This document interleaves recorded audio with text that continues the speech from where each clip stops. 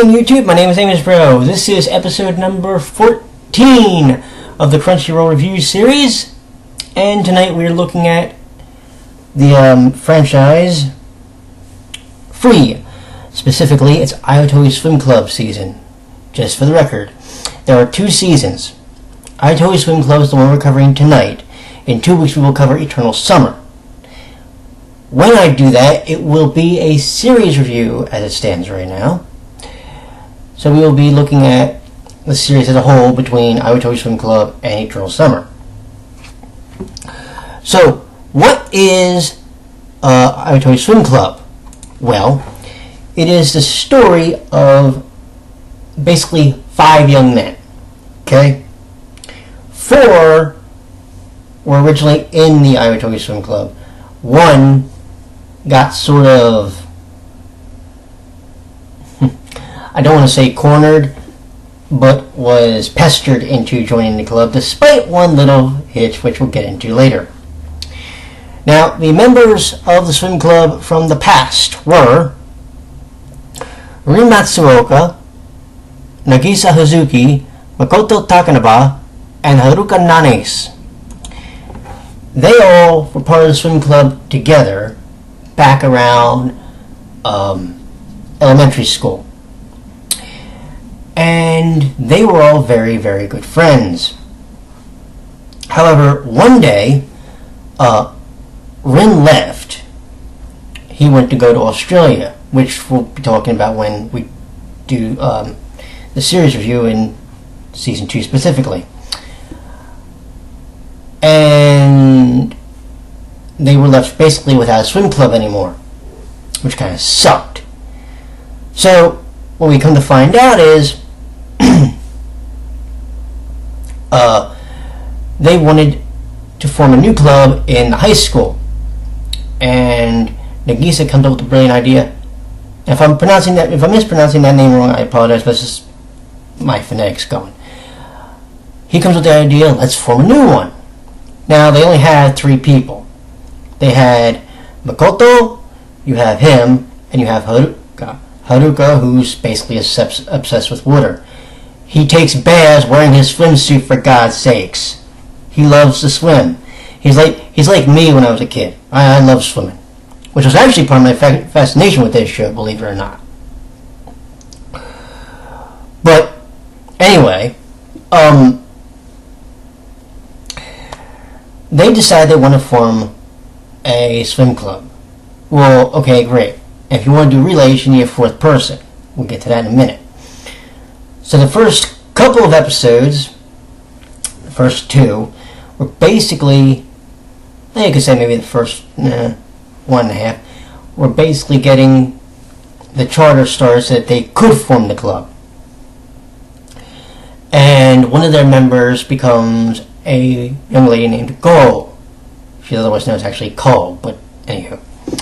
Her last name is important because it's Matsuoka. Yes, she is Rin's sister. Now, here's what gets interesting. In like the very first episode, and I actually mentioned this on my blog, there's a line of dialogue that says, from Go, she's friends with the boys because they're all boys that have girly names. Well, okay, hold on. Haruka's name, I looked this up, by the way. Haruka's name is a name that is generally given to females in Japan, okay? Nagisa is actually a name that can be given to a male or a female. Nagisa was actually the name of a character in the SNES game Earthbound, was also the name of a character in Love Stage. She was actually Izumi Senna's mother. Okay? And Seiya was the father. So, that one, you're kind of half right.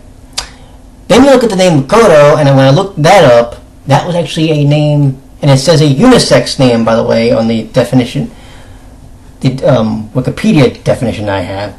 That is that is most often given to males. Yes, I'm fully aware it does not equal always. Unfortunately, somebody tried to correct me on that, and yeah, they're wrong. Anyway, here's the point. Saying that you're mainly friends with someone because their name sounds girly, yet you actually have a name that apparently is more associated with boys. I kind of sit there and went, okay, that was kind of unnerving. And I actually thought that the scriptwriter screwed that up. But whatever. Forgetting that flub for about 30 seconds, actually longer, when they get the club really started, you come to find out that one of the people they ask in episode 2, which turns out to be Ray, he actually was joining the track team. And I'm sitting there thinking to myself, that's cool. But for whatever reason, Nagisa was like stuck on this guy. He's like, I need him to join the team. Despite one very specific problem that Ray had. What's that problem? Well, I'll go ahead and tell you. He couldn't swim. So here's what ended up happening for like the first 5 episodes. I'll tell you right now. First 2.5, they're getting all their members for the team. Okay. The next couple episodes are actually based around, or maybe maybe we'll say 1 episode, 1.5, are based around getting Ray to where he can at least do a swim stroke. Doesn't matter what it is. Turns out he actually is pretty adept in doing the butterfly stroke. He wasn't the greatest, but he was actually pretty decent.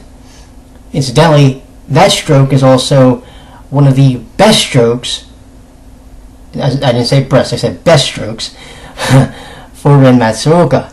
This comes into play later in the series, actually, or in the season. And they're teaching him how to swim, and he, figures that out, and then they're also training together. And you're building to the Prefecture tournament and even the regional tournament.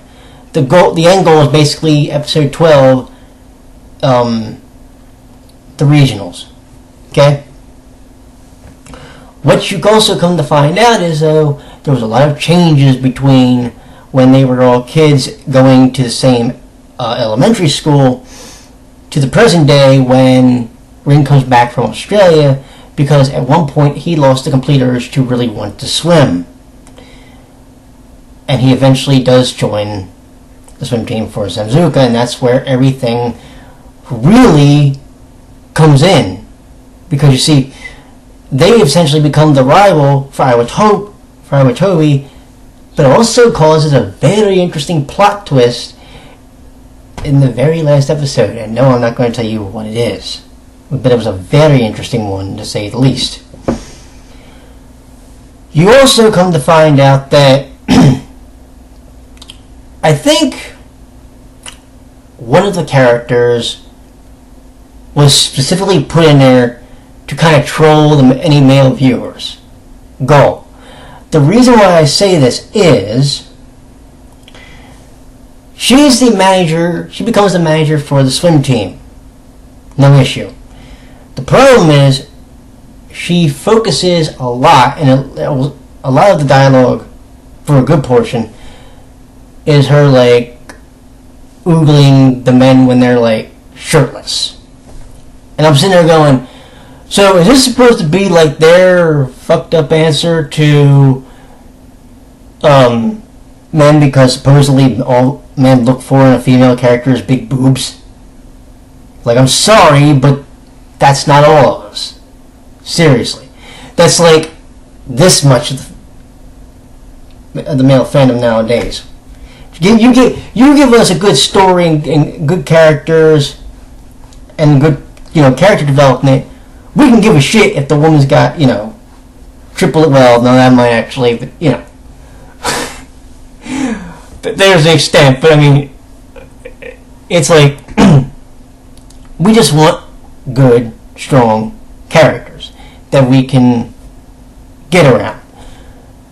For whatever reason, there were things about Goal that I could not take. Period. I wanted to, but I couldn't. So that was kind of a drag. Outside of that, though, and if you look past all of the fandom pairings and bullshit like that, it's actually a really well done television show which has the interesting characters which we need. And one, Natori, from Samzuka, we meet in episode 3, and we'll be meeting him again when we see him in Eternal Summer. We're also going to meet a couple other interesting characters. Here's the other thing, though.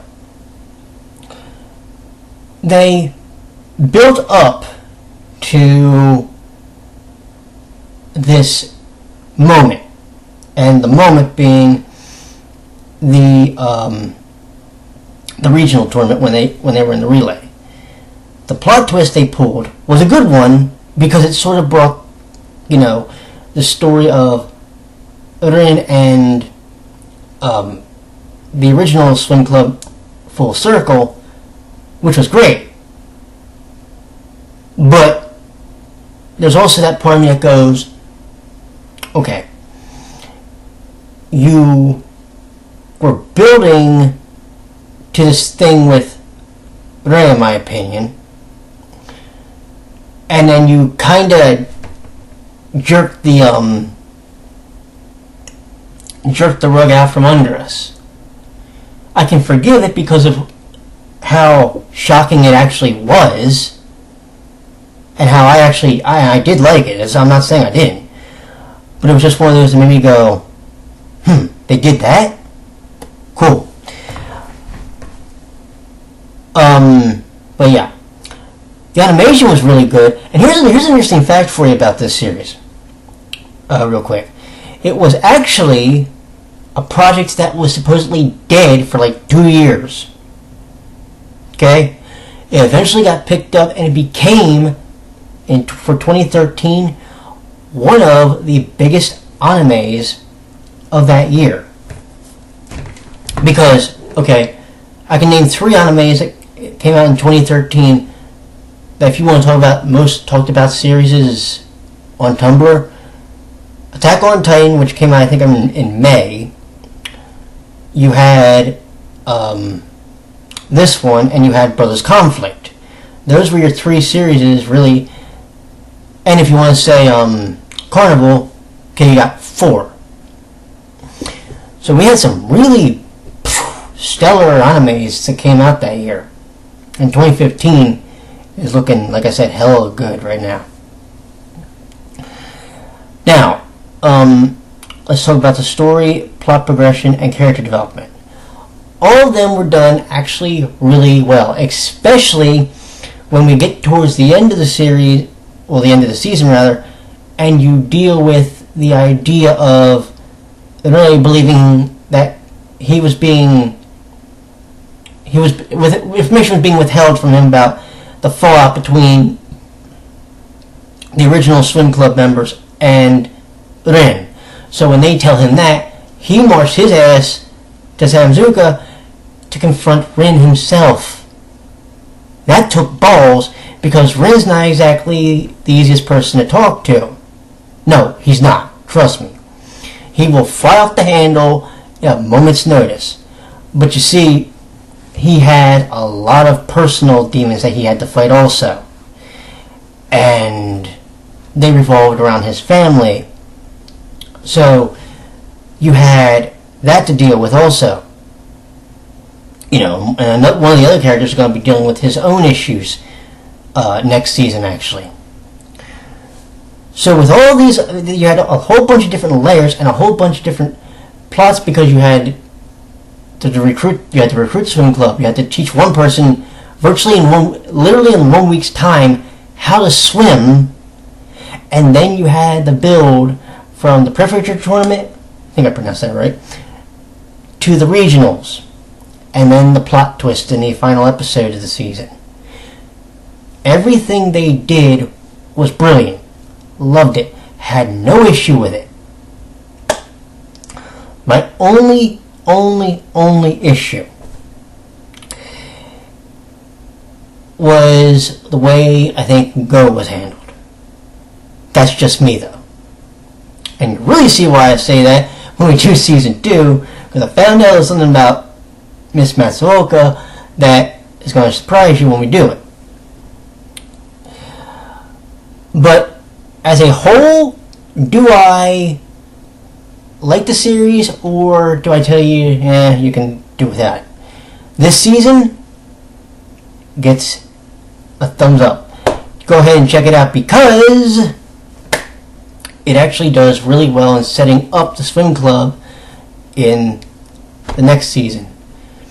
Although I have a feeling the next season is going to be a bit more personal drama and maybe less swimming, which kind of is a drag. But we'll find out together in about 2 weeks' time. Next week is Diabolic Lovers.